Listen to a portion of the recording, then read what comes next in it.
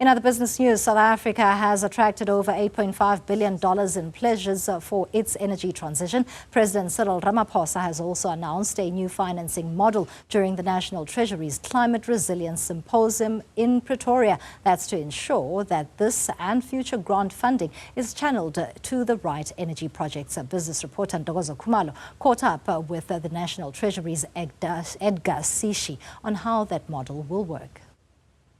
The Just Energy Transition Financing Model aims to really fast-track the country's energy transition by making sure that no one gets left behind. And how this is going to play out, I am now joined by Edgar Sishi with the National Treasury for some more details. Thank you so much for talking to us. Now, we are all then looking forward to the midterm budgets to hear where this Just Energy Transition Financial Model will fit in. Talk us through this finance model. We are here today because of National Treasury, in fast-tracking the country's transition.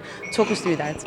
Well, as you know, we obviously have been on this road for a few years now, and we have published in our budget documents the pledges that we've received, because there's a lot of interest around the world in helping South Africa transition to renewable forms of energy. We've published details on the initial $8.5 billion US dollar pledges that we've received, which is a combination of different instruments that are going to evolve over time. We think that that can be upscaled to become bigger, and we think that also the private sector can play a role by helping to crowd in quite a bit of financing from both the global community, but also contributing itself domestically for improving climate resilience. So part of what we're trying to do is we're trying to bring people together to look at those options for bringing in that additional finance. That doesn't necessarily have to be debt financing from the government, because there's lots of pools of possible finance that can come.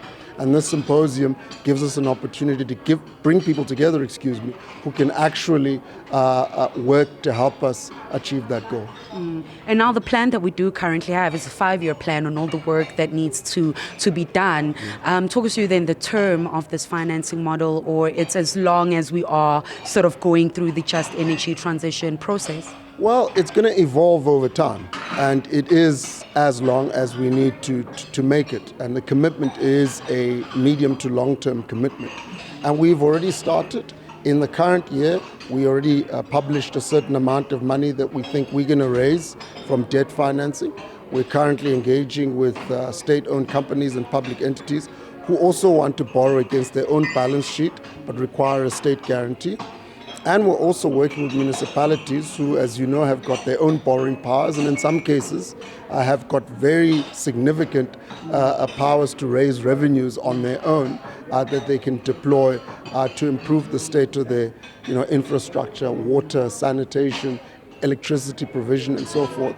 And so we're going to provide an update in the MTBPS on our borrowing plan, and also an update on what has happened in respect of any additional pledges that may have happened from both the international community and others for our Just Transition program. Edgar, thank you so much for giving us those insights. Of course, that's Edgar Sishi, who is the Deputy Director General in the Budget Office with the National Treasury. For Newzroom Afrika on Channel 405, I'm Ntokozo Khumalo in Pretoria.